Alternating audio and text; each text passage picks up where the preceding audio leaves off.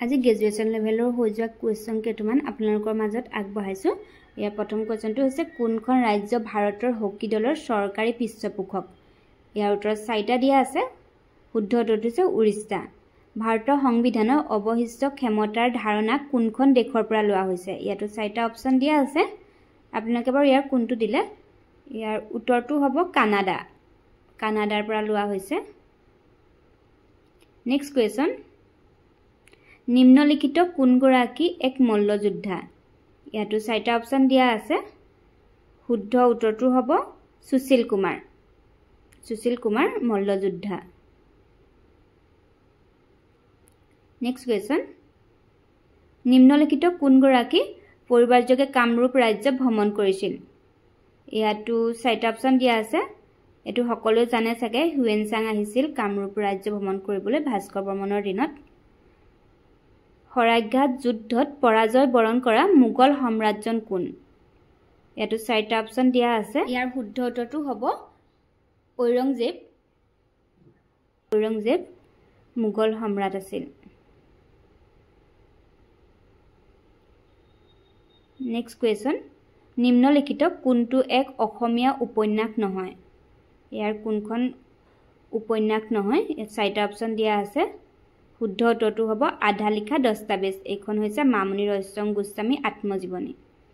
নিম্নলিখিত কোনগৰাকীক 2024 বৰ্ষত জ্ঞানপীঠ বঁটা প্ৰদান কৰা হৈছিল? ইয়াতো 4টা অপশ্যন দিয়া আছে। শুদ্ধ উত্তৰটো হ'ব গুলৰাজ। গুলৰাজক জ্ঞানপীঠ বঁটা প্ৰদান কৰা হৈছে।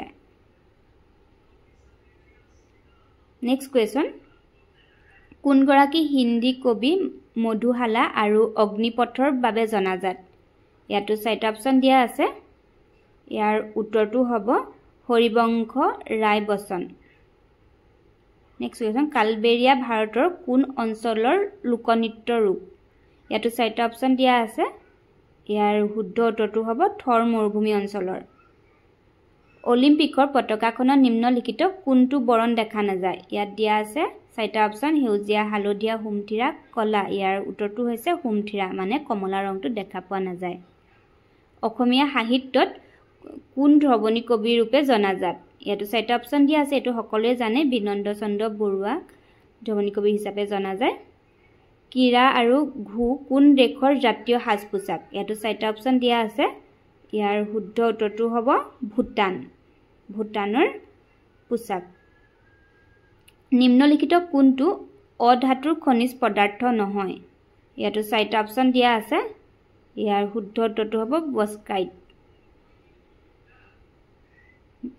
বৰ্তমান ভাৰতবৰ্ষৰ কোন অঞ্চলত ৰজা ললিতাদিত্য সাম্ৰাজ্য আছিল?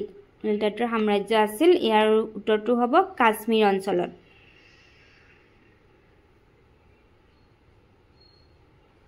নেক্সট কুৱেশ্যনটো,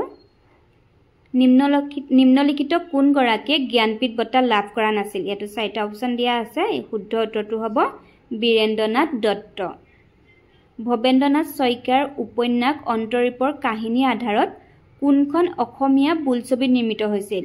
ইয়াতো 4টা অপশ্যন দিয়া আছে। শুদ্ধ উত্তৰটো হ'ব অগ্নিস্মান। আপোনালোকে কোনে কি লিখিছে তলত কমেণ্টত দিবচোন।